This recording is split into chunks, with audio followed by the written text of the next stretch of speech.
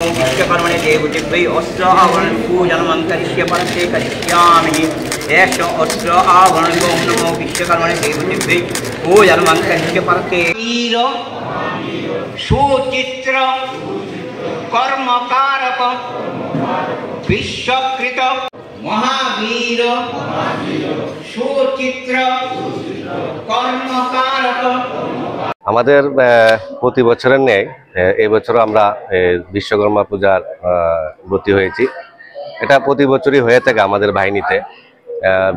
সাথে পূজার সাথে আমাদের অস্ত্র পূজাও হয়। তারপর আমাদের বিভিন্ন গাড়ি যে ভেহিকেলস আছে সেগুলোরও পূজা হয়। মতলব যন্ত্রাংশ যেগুলো আছে বাহিনীর মধ্যে সেই সব যন্ত্রাংশের পূজা হয়।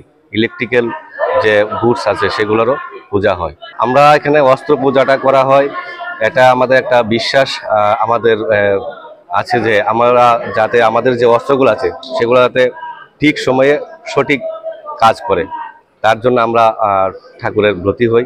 বিশ্বকর্মা শ্রী শ্রী বিশ্বকর্মার আমরা এই পূজায় ব্রতী হই। প্রত্যেক বছরে মানে এখানে আমরা দ্বিতীয় বাহিনীর ত্রিপুরা রাজ্য রাইফেলসের পক্ষ থেকে পূজাটা করি সবার মঙ্গলের লিগা, আর যাতে সবাই মানে ভালো থাকে। আর আমরা বিশ্বকর্মার পূজাতে আমরা অস্ত্র পূজা করি।